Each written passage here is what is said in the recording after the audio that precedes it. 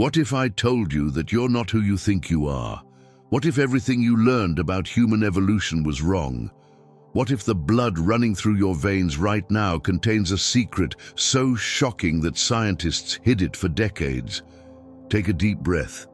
Feel your chest expand, that ability to process oxygen efficiently. You inherited it from a species that supposedly went extinct 40,000 years ago. Look at your skin, the genes that determine its color, its reaction to sunlight, its ability to produce vitamin D in cloudy climates. Not entirely human, at least not the kind of human you think you are. 50,000 years ago, in a cave lit only by flickering flames, two pairs of eyes met across the species divide. One pair belonged to what we call Homo sapiens, the other Neanderthal. What happened next would change the course of human history, because those eyes didn't just meet in curiosity or conflict, they met in love. But this isn't a love story, it's a murder mystery. It's a war saga spanning 100,000 years. It's a tale of extinction and survival, of genius and brutality, of how we became the only humans left on a planet that once hosted at least 6 human species. Tonight, you're going to discover that you are not purely Homo sapiens. You're something more complex, more interesting, and more troubling. You're going to meet your ancestors, including the ones with the heavy brows, the massive muscles, and the genes that still influence whether you're a morning person or night owl. Scientists just cracked the code. December 2024, the results are in, and they change everything. We didn't replace the Neanderthals. We absorbed them. We didn't outcompete them. We outlasted them barely. We didn't prove our superiority. We proved that survival sometimes means becoming your enemy. If you have European ancestry, you're 2% Neanderthal. Asian, up to 4%. Think you're exempt because your ancestors never left Africa. Think again. You still carry their DNA through ancient back migrations. There's no pure human alive today, not one. We are all hybrids. We are all the children of that forbidden love in the firelight. And once you know the truth, once you see how deep this rabbit hole goes, you'll never look at yourself, your family, or your species the same way again. So buckle up, because you're about to discover why every racist on Earth is actually arguing against their own genes, why every human achievement includes Neanderthal contributions, why the story of us versus them is really the story of us becoming them. Welcome to When Neanderthals Met Humans, Clash of the Cousins.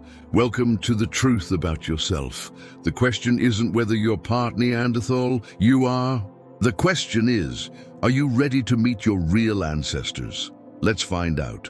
The skeleton lay twisted in the cave floor, a stone spear point buried deep between his ribs.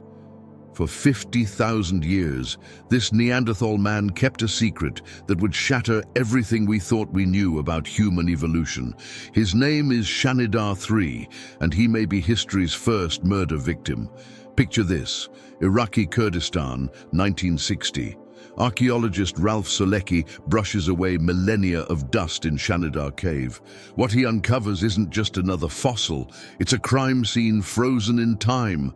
The victim, a 40-year-old Neanderthal male. The weapon, a lightweight throwing spear.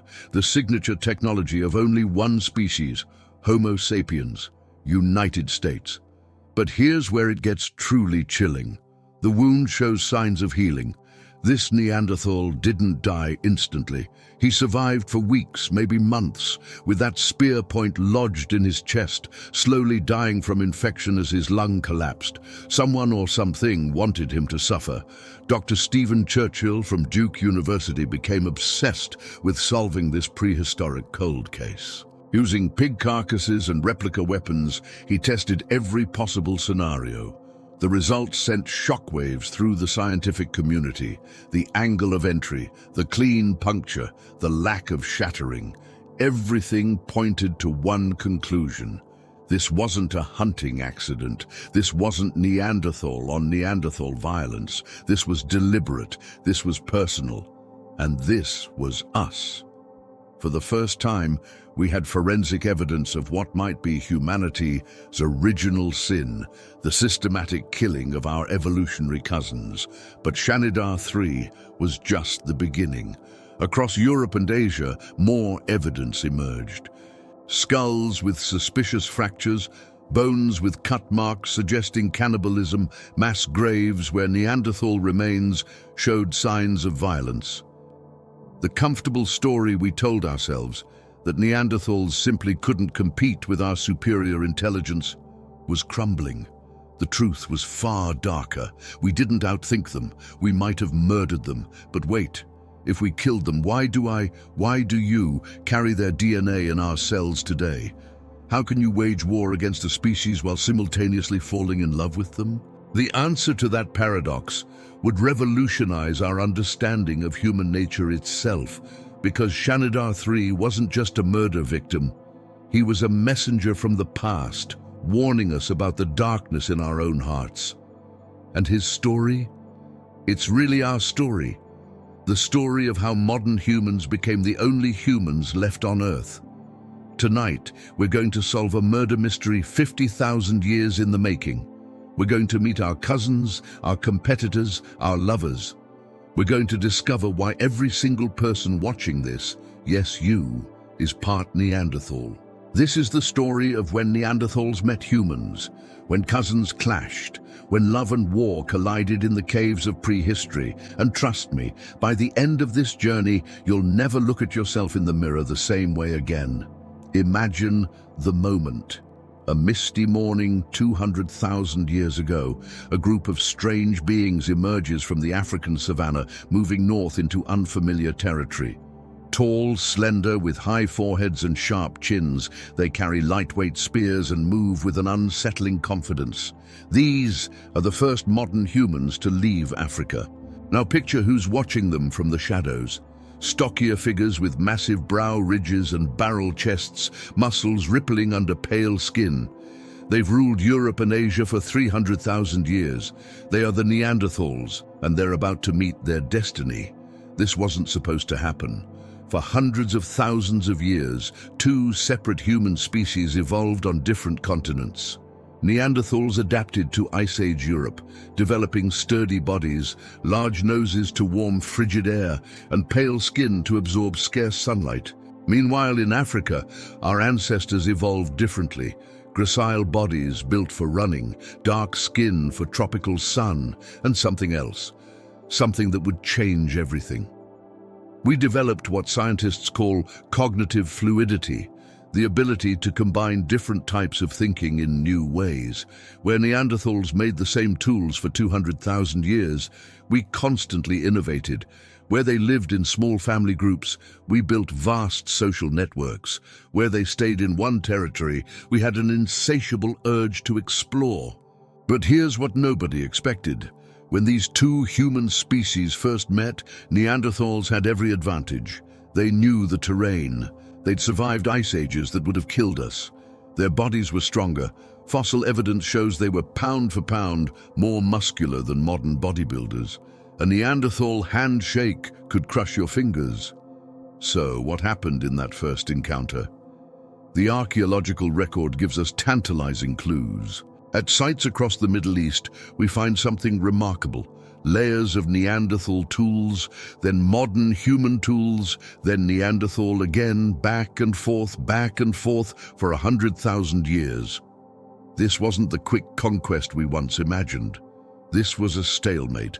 Dr. Chris Stringer from London's Natural History Museum puts it bluntly. Early modern humans didn't sweep into Europe and wipe out the Neanderthals. They tried to colonize. They failed. They retreated. They tried again. They failed again. The evidence is everywhere. At Kafze Cave in Israel, modern humans lived 100,000 years ago, then vanished. Neanderthals moved back in at School Cave. The same pattern, modern human advancement, Neanderthal return. It's like watching a 100,000-year game of territorial chess. But something else was happening during these encounters, something that would leave permanent marks on both species in those contested borderlands. in those moments when territories overlapped, when two types of humans met face to face, something unexpected occurred. They didn't always fight. Sometimes, in the firelight of shared caves, with the Ice Age winds howling outside, two pairs of eyes would meet across the species divide. And in those moments, the future of humanity would change forever. Because we were about to discover that Neanderthals weren't the brutes we imagined, and they were about to discover that we weren't the weaklings we appeared to be. The collision of two human worlds had begun, and neither species would ever be the same. Forget every war you've ever heard of. The 100 Years' War, Child's Play, World War II, a blip. The longest conflict in human history lasted 1,000 centuries, and the combatants weren't nations or ideologies. They were two species of human locked in a struggle that would determine the future of our planet. The evidence is written in bone and stone across 3 continents: skull fractures, parry wounds on forearms, defensive injuries from blocking blows, embedded spear points, mass graves. This wasn't occasional skirmishing. This was systematic warfare on a timescale that defies comprehension. Dr. Nicholas Longrich from Bath University doesn't mince words. The archaeological evidence paints a dark picture. Both species show trauma patterns consistent with interspecies violence. Young males, especially the warriors, show injury rates that would make a Vietnam field hospital look peaceful. But this war was unlike anything in recorded history. No generals, no battle plans, no peace treaties. Just generation after generation of territorial conflict playing out in slow motion across millennia. The front lines shifted with glacial patience. During warm periods, modern humans pushed north from Africa and the Middle East. During ice ages, Neanderthals pushed back, their cold-adapted bodies giving them the advantage. Back and forth, like the world's slowest tennis match with extinction as the prize. Here's what made this war so strange. Both sides kept stealing each other's weapons. At Howison's Port in South Africa, 65,000 years ago, modern humans suddenly start making tools using Neanderthal techniques. In Europe, Neanderthals begin crafting jewelry and art, behaviors associated with modern humans. It's like Yankees and Confederates swapping uniforms mid-battle. The geography tells the story. Neanderthals held defensive positions in cave systems across Europe. Vindija in Croatia, Mesmaiskaya in the Caucasus, El Cedron in Spain. These weren't random homes. They were fortresses controlling river valleys and migration routes. Modern humans, meanwhile, favored open-air camps, maintaining mobility and communication networks. But the real shock came from genetic evidence. In 2010, scientists discovered something that rewrote the entire narrative. We carry Neanderthal DNA. The enemies were also lovers. The war zones were also meeting places. Every battle line was also a potential romance. This created a paradox that haunts us still. How do you wage genocidal war against a species while simultaneously creating children with them? How do you demonize an enemy whose genes you carry? The answer might lie in what anthropologists call competitive exclusion. Two similar species can't occupy the same ecological niche indefinitely. Like lions and tigers, wolves and dogs, one must yield or perish.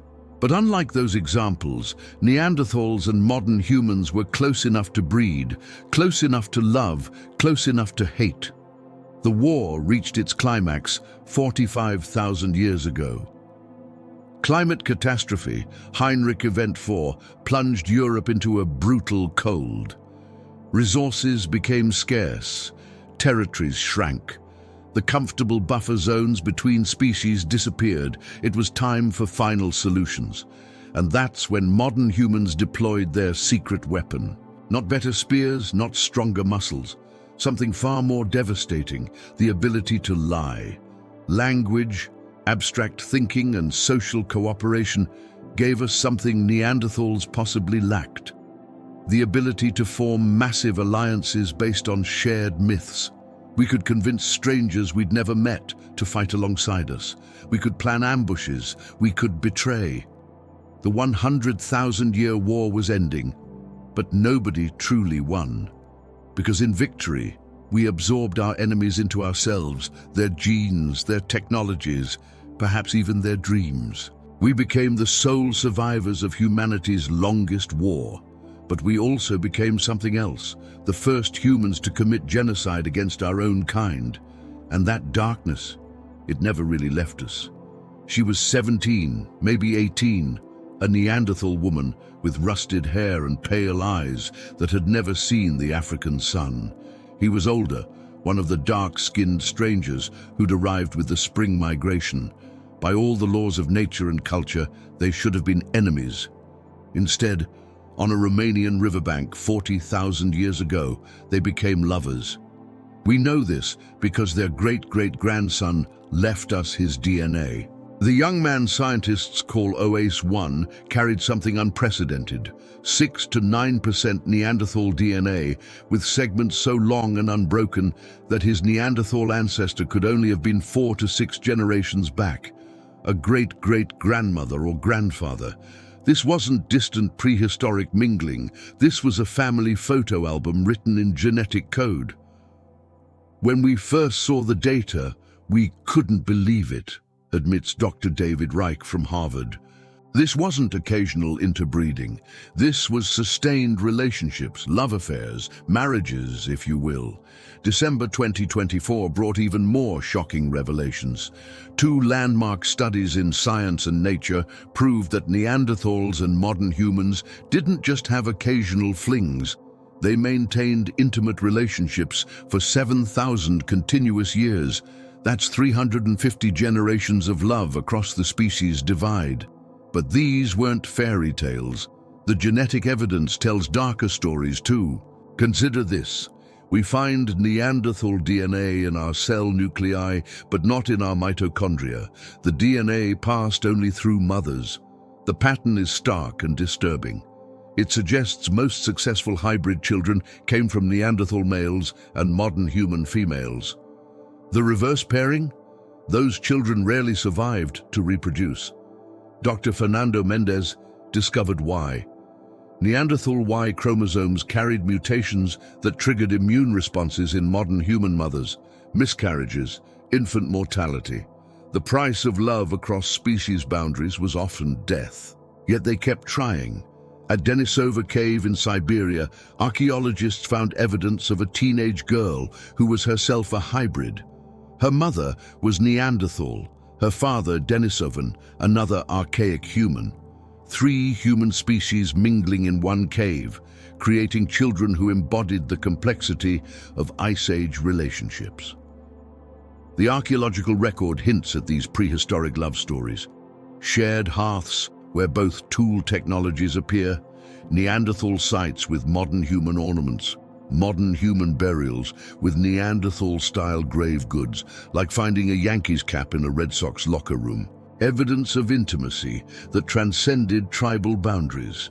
But perhaps the most poignant evidence comes from Israel's Kafze Cave, a modern human child buried 100,000 years ago, laid to rest with deer antlers, a Neanderthal burial tradition. Someone who knew both customs, who moved between both worlds, who loved a child enough to honor both heritages. These relationships faced challenges we can barely imagine. Communication barriers. Did they share enough language to whisper endearments? Cultural conflicts? What happened when hunting strategies clashed?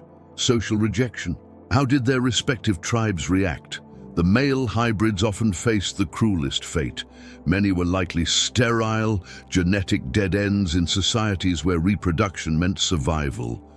Imagine being the only one of your kind, forever childless, belonging fully to neither world. Yet love persisted. For 7,000 years, despite the wars, despite the biological barriers, despite the approaching extinction, 2 types of humans found each other in the darkness. Every person of non-African descent carries the proof in their cells, an average of 2% Neanderthal DNA, but some populations carry up to 4%. These percentages represent real people, real relationships, real heartbreak. A Neanderthal mother watching her hybrid child struggle to breathe. A modern human father teaching his thick-browed son to throw a spear. Lovers separated by migration. Reunions that never came. In the end, Neanderthal genes survived only through these forbidden loves. Their species died, but their legacy lived on in the children of their enemies. It's history's greatest irony. The only victors in humanity's longest war were the lovers. They were genetic impossibilities, biological paradoxes, children born from unions that nature should have prevented. Yet here they were, hybrid humans carrying bloodlines from two species, walking proof that the boundaries between Neanderthal and Homo sapiens were more fluid than anyone imagined. Meet the ghosts who haunt our DNA. The first shock came from a French cave. Scientists analyzing a child's remains from Lagardère found something that should not exist. A skeleton showing both Neanderthal and modern human features dated to 24,500 years ago. Thousands of years after Neanderthals supposedly went extinct, this 4-year-old boy wasn't just a hybrid. He was proof that interbreeding continued long after we thought it ended. We call them the invisible people, explains Dr. Carles Lalueza Fox from Barcelona's Institute of Evolutionary Biology. They don't fit our neat categories. Too Neanderthal to be modern human, too modern to be Neanderthal. They lived between worlds. But living between worlds meant facing challenges we're only beginning to understand. Hybrid males often suffered from reduced fertility, the same problem we see in mules, ligers, and other cross-species offspring. The Y chromosome incompatibilities that plagued their parents hit them hardest. Many couldn't have children at all. Imagine their social position. In societies where your value came from contributing to the next generation, sterile males were genetic dead ends. Did they become shamans, leveraging their otherness, warriors, channeling frustration into violence, or outcasts, forever wandering between tribes that never fully accepted them? The females fared better, genetically speaking. They could reproduce, passing on their mixed heritage, but even they faced unique challenges. Modern pregnancy lasts 40 weeks. Neanderthal pregnancies may have been longer, their babies' larger heads requiring more development time. Hybrid mothers carrying hybrid babies faced complications that killed many in childbirth. Yet some thrived. The spectacular case of OAS1, with his 9% Neanderthal DNA, proves that some hybrids were healthy enough to attract mates and produce offspring. His existence required not just one successful hybrid ancestor, but several generations of them. 2024's genetic revelations exposed an even stranger truth.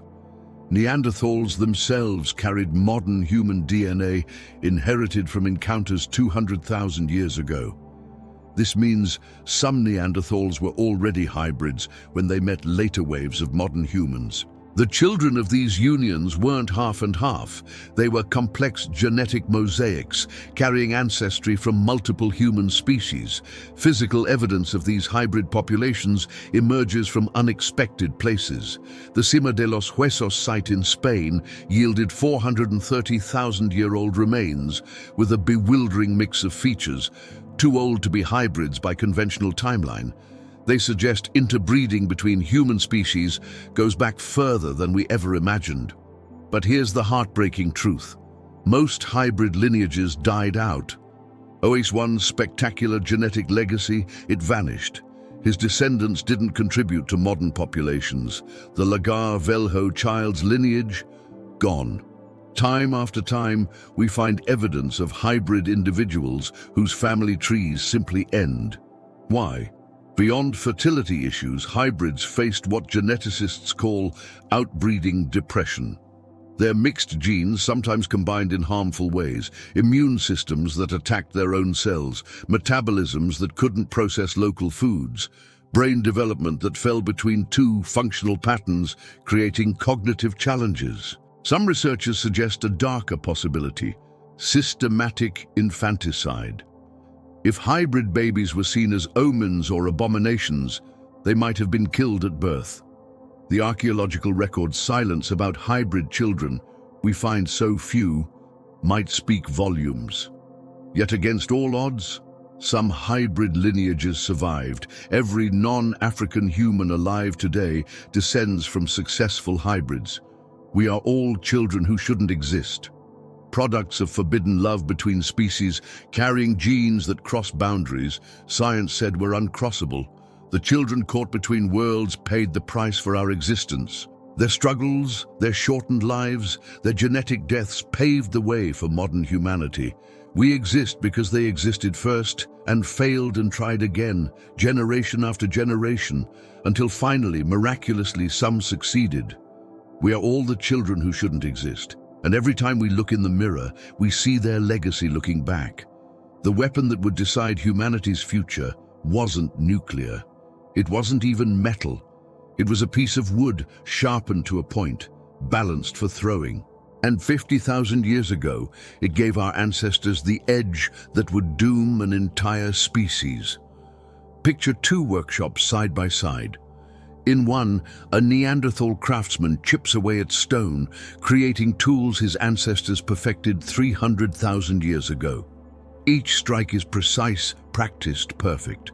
In the other workshop, a modern human experiments with something new, a throwing stick that multiplies the force of a spear.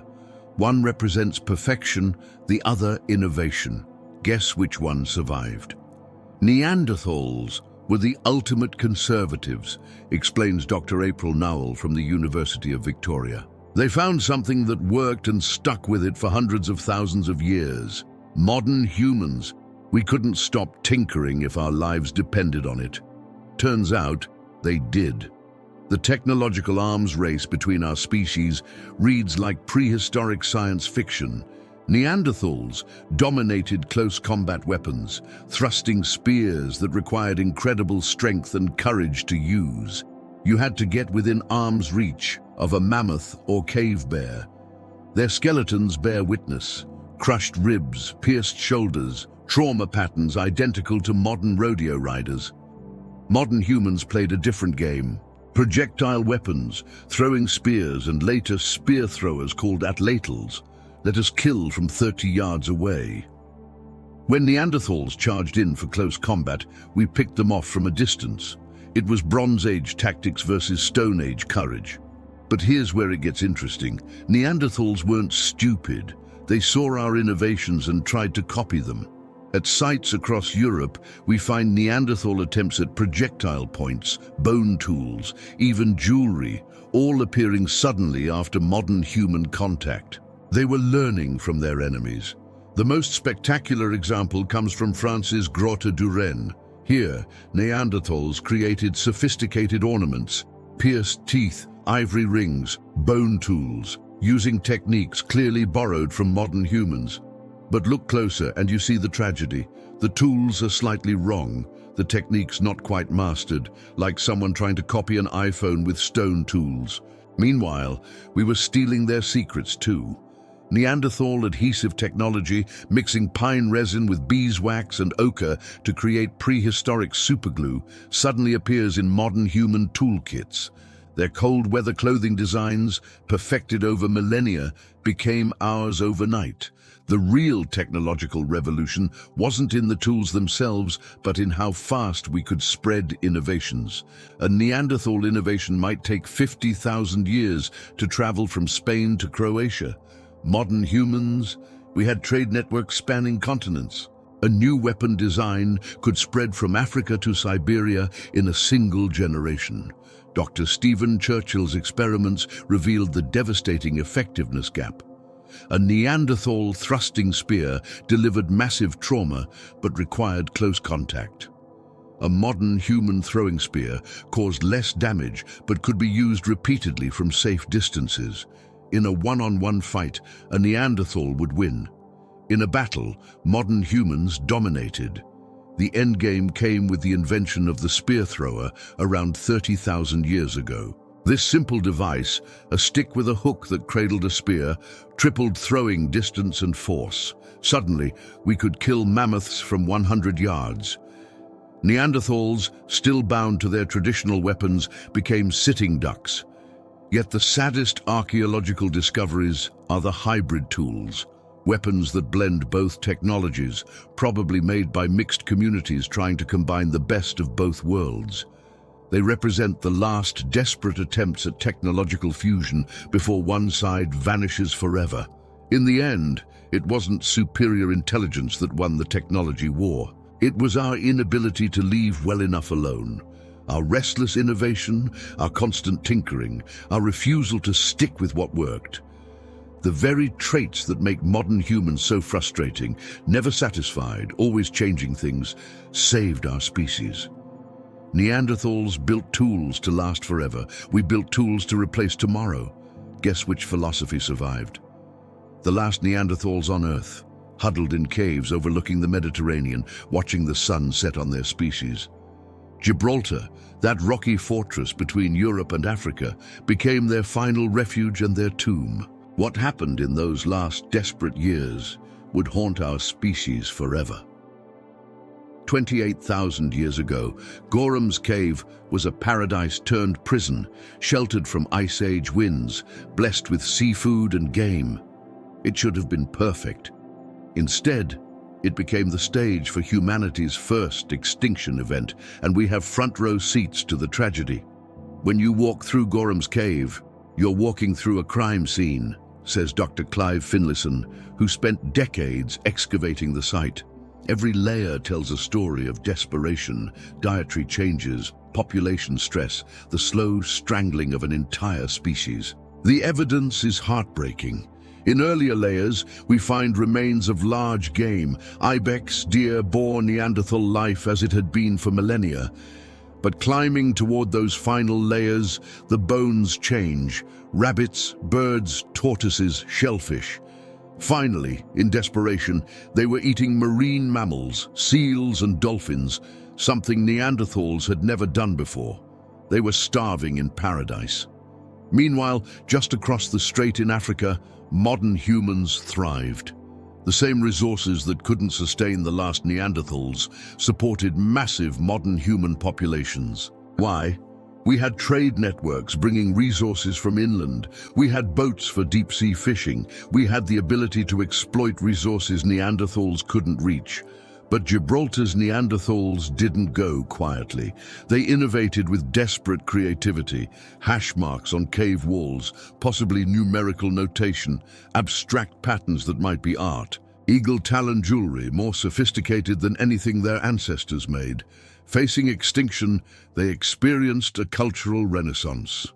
The most haunting discovery came from Devil's Tower rock shelter, a Neanderthal child's skull, around 4 years old, dated to 28,000 years ago, one of the last Neanderthal children ever born. Whoever buried this child with red ochre and perforated shells knew they were witnessing an ending. Did they understand their entire species was dying? Climate data reveals the final blow, a series of severe cold snaps between 30,000 and 28,000 years ago turned Gibraltar from refuge to trap. The forests retreated. The game migrated south. For a population already stressed, already inbred from isolation, it was too much. Genetic evidence from these final Neanderthals tells a story of tragic isolation.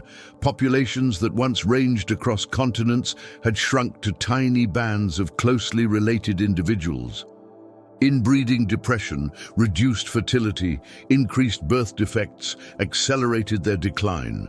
They weren't just running out of food, they were running out of genetic diversity. The last Neanderthals faced a perfect storm, explains Dr. Katarina Harvati from the University of Tübingen. Climate change, resource competition, demographic collapse, and yes, pressure from modern humans.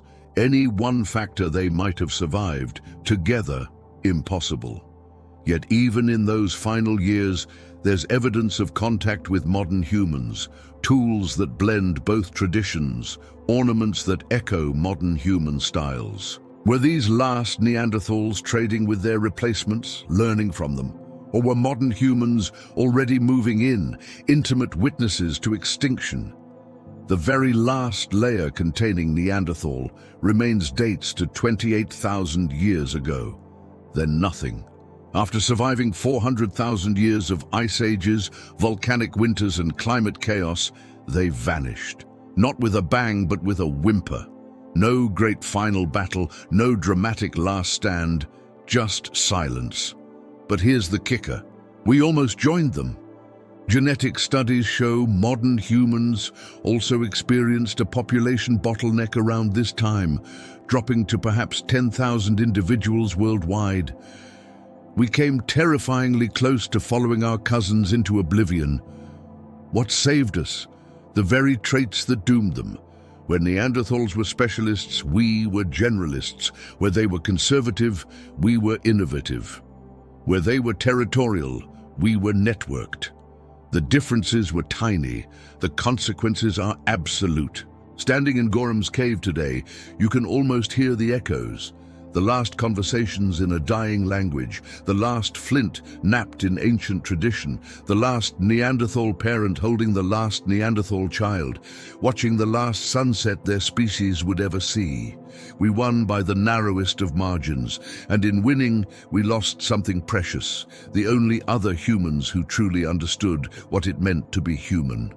Their ghosts haunt Gibraltar still, reminding us that extinction is always just one perfect storm away. In a German valley 400,000 years ago, something extraordinary happened. An elderly Neanderthal, his spine twisted with arthritis, his teeth worn to nubs, took a fatal fall. By all rights, his story should have ended there. Instead, his companions carried his broken body to a deep pit, arranged him carefully, and created humanity's first known funeral. This is the Neanderthal story their bones tell, not of brutes, but of beings who cared for their elderly, healed their sick, and mourned their dead. And the more we uncover, the more we realize we've been telling their story wrong. Every skeleton has a biography, says Dr. Penny Spickens from the University of York. And Neanderthal biographies consistently show something remarkable, compassion that matches or exceeds our own. Take Shanidar 1, nicknamed Nandi. This Neanderthal male survived to 45 despite disabilities that should have killed him in infancy. A blow to his head in youth left him partially blind and brain damaged. His right arm withered from paralysis. His right leg was deformed. He was deaf. In a brutal Ice Age world, he should have died decades earlier. He didn't. His people fed him, protected him, found roles he could fulfill despite his limitations. For 30 years after his injuries, his community said through actions what they couldn't say in words. You matter. You belong. We won't leave you behind. Or consider La Chapelle aux Saints, the infamous old man of La Chapelle. When discovered in 1908, his bent spine and worn teeth were used to portray all Neanderthals as primitive or hunched brutes. Modern analysis reveals the truth. He lived with severe arthritis for years, unable to hunt, barely able to walk. Yet, he was carefully buried with tools and food for the afterlife. Even death couldn't break the bonds of care. The evidence multiplies. At Dedirie Cave in Syria, a 2-year-old with severe brain abnormalities was buried with a limestone slab carefully placed over his head. Protection for a journey his people believed he was taking. At Roc de Marsal, a 3-year-old was interred in a natural depression, deliberately excavated deeper to create a proper grave. But it's not just death that reveals their humanity. It's how they handled life. Broken bones that healed straight indicate medical knowledge. Someone set those fractures. Teeth worn from use as tools show elderly Neanderthals contributing even when they couldn't hunt. Survival rates from severe injuries that would kill without care prove they had healthcare systems we're only beginning to understand. We found healed femur fractures that required 6 weeks of complete immobility, notes Dr. Spickens. Someone had to bring food, water, protection, and yes, deal with bathroom needs. That's not just medical care, that's love. The skeletal evidence of care extends beyond their own species. At Shanidar Cave, modern human remains appear in layers above Neanderthal ones, using identical burial practices. Did they learn from watching Neanderthal funerals? Did mixed communities develop shared rituals for death? Even more intriguing, the flower burial controversy. Shanidar 4 was found surrounded by pollen from medicinal plants, yarrow, cornflowers, St. Barnaby's thistle. While some argue the pollen came from burrowing animals, others see evidence of humanity's first funeral flowers. Plants chosen not for food, but for meaning. The violence between our species is written in bones too. Trauma patterns, weapon injuries, evidence of raids. But alongside the violence, we find something else. Neanderthal technologies in modern human graves, modern human ornaments with Neanderthal bodies. Even in death, the boundaries blurred. Perhaps most revealing is what's missing from their bones. Evidence of wealth, inequality. No Neanderthal skeletons show the dramatic differences in nutrition and health we see in early agricultural societies. In death, as in life, they were more egalitarian than we ever became. Dr. Jean-Jacques Hublin from the University of Barcelona puts it bluntly: the bones don't lie. Neanderthals had medicine, they had art, they had compassion, they had everything we consider prerequisites for humanity. The only thing they lacked was survival. Their bones tell a story of a species that succeeded by every measure except continuation. They mastered their environment, cared for their vulnerable, created meaning from existence. They were human in every way that matters, except one.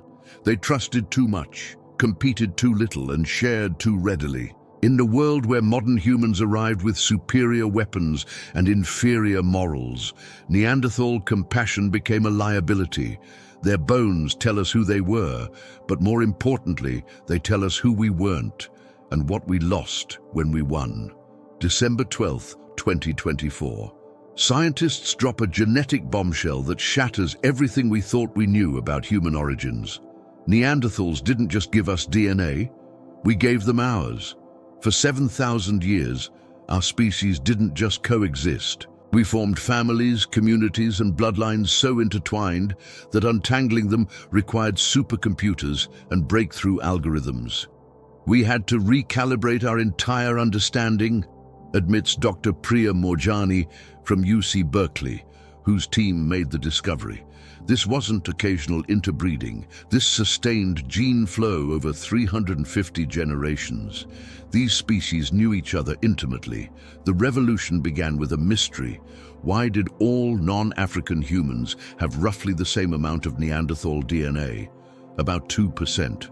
If interbreeding was random, we'd expect wild variation. Some populations with 10%, others with none.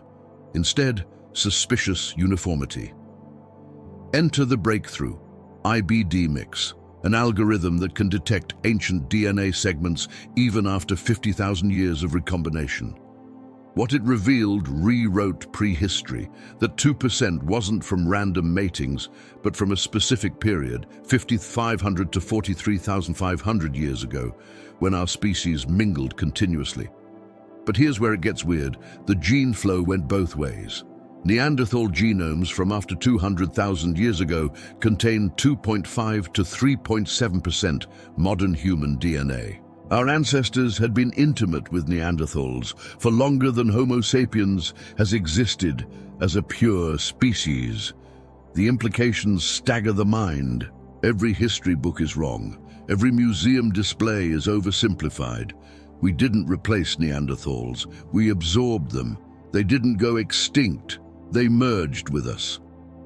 Dr. Joshua Akey from Princeton puts it provocatively: Neanderthals are not extinct. Their lineage continues in us. We are the hybrid species that survived. The genetic revelations keep coming, that Neanderthal DNA isn't randomly distributed through our genomes.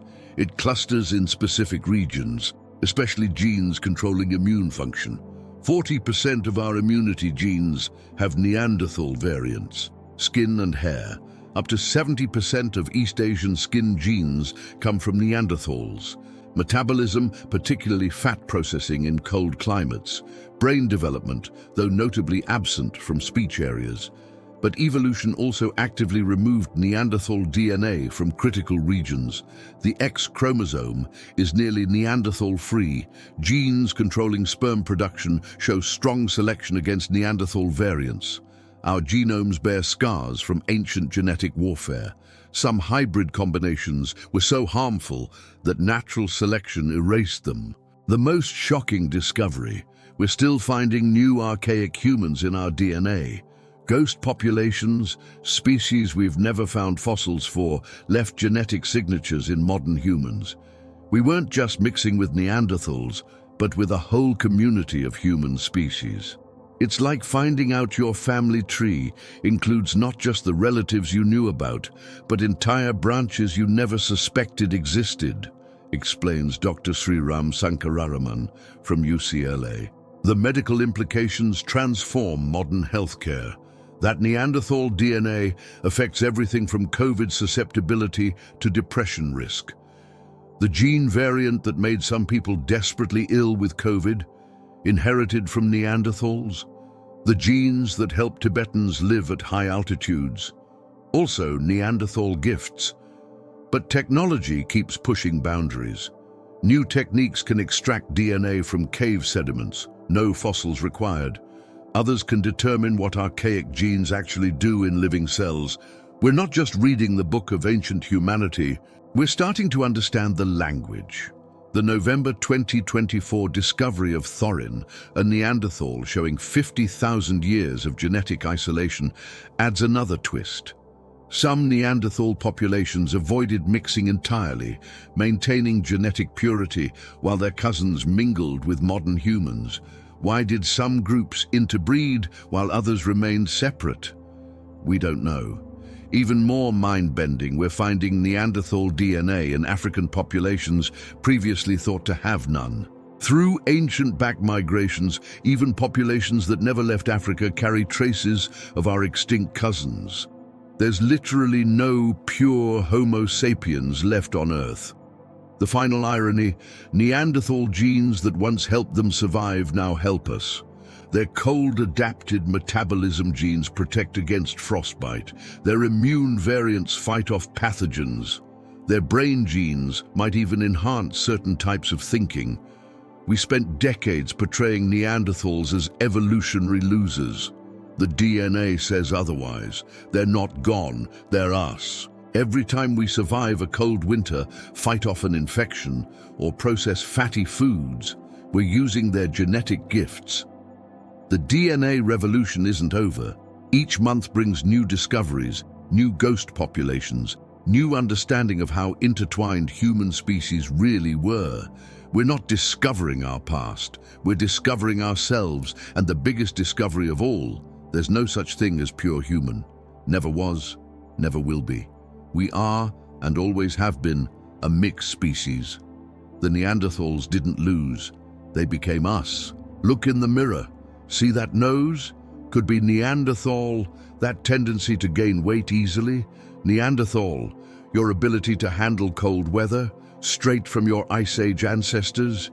Even your risk for depression, your sleep patterns, your immune responses, all shaped by genes from a species we supposedly replaced. But here's the plot twist that changes everything. We didn't replace them. We are them. Every non-African person watching this is part Neanderthal, states Dr. Svante Pääbo, who won the Nobel Prize for sequencing the Neanderthal genome. Not metaphorically, not poetically, literally. You carry their genes, their mutations, their evolutionary adaptations. You are living proof that Neanderthals never went extinct. The numbers tell an incredible story. If you have European ancestry, you're about 2% Neanderthal. East Asian, up to 2.8%. Indigenous American, similar levels inherited from Asian ancestors. Even populations we thought were Neanderthal-free, sub-Saharan Africans, carry about 0.3% through ancient back migrations. But percentages don't capture the reality. That 2% isn't evenly distributed. In some gene regions, you might be 70% Neanderthal. In others, 0. Evolution kept the beneficial genes and discarded the harmful ones. We're not random hybrids. We're carefully curated genetic libraries, preserving the best of both species. Take a moment to appreciate what this means. Your great-great-grandmother, multiplied by about 2,000 generations, might have been full Neanderthal. When you catch a cold, Neanderthal genes help fight it off. When you metabolize fat, Neanderthal enzymes do the work. When your skin adapts to sunlight, Neanderthal mutations guide the process. We are talking about monuments to prehistoric love. But it goes deeper than biology. New research suggests Neanderthal genes might influence personality traits. The gene variants associated with being a morning person, more common in people with higher Neanderthal ancestry. Tendency toward introversion might be your inner Neanderthal. Even certain types of intelligence could be influenced by archaic genes. We used to think of evolution as replacement, explains Dr. Tony Capra from UCSF. Now we know it's more like remixing. We're the greatest hits album of human evolution. The medical implications transform how we think about health. That back pain plaguing millions, partly because we're walking around in bodies mixed from two species with different spinal architectures. Autoimmune diseases, sometimes caused by Neanderthal immune genes overreacting to modern threats. Mental health issues may reflect the challenges of running a Homo sapiens brain with Neanderthal neurochemistry. But Neanderthal genes also gave us superpowers. High-altitude adaptation in Tibetans comes from archaic human genes, resistance to certain viruses, and the ability to process specific nutrients. Even some aspects of language processing might be enhanced by Neanderthal variants. The philosophical implications shake our very identity. We spent centuries defining ourselves in opposition to primitive humans. Turns out we are those primitive humans. Every racist ideology based on genetic purity becomes laughable when you realize we're all mutts at the species level. Dr. John Hawkes from the University of Wisconsin puts it perfectly. There's no pure human population, no master race, no genetically chosen people. We're all hybrids. We're all immigrants from somewhere else. We're all carrying genes from species we used to think were inferior. Looking forward, the Neanderthal within us isn't done surprising us. As we face new diseases, climate change, and unknown challenges, genes that lay dormant for millennia might suddenly become crucial. The COVID pandemic showed this. A Neanderthal gene variant determined who lived and who died. We're entering an era where we can activate or deactivate archaic genes, potentially awakening dormant Neanderthal traits. Imagine choosing to express Neanderthal muscle-building genes for athletics or their cold resistance for Arctic exploration. We might become more Neanderthal by choice. But perhaps the most profound realization is this: every human achievement includes Neanderthal contributions. The art, the music, the technology, the civilizations we built, all created by hybrid minds combining the best of both lineages. Michelangelo painting the Sistine Chapel, part Neanderthal. Einstein developing relativity, part Neanderthal. Are you watching this? Part Neanderthal. We tell stories of conquest, but the truth is absorption. We tell stories of superiority, but the truth is synthesis. We tell stories of us versus them, but the truth is we are them, The Neanderthals won by losing. They achieved immortality through integration. Every human birth is their victory. Every human achieves their legacy. So the next time someone calls you a Neanderthal, say thank you. It's not an insult, it's a fact. We are all Neanderthals now, and that's the most human thing about us.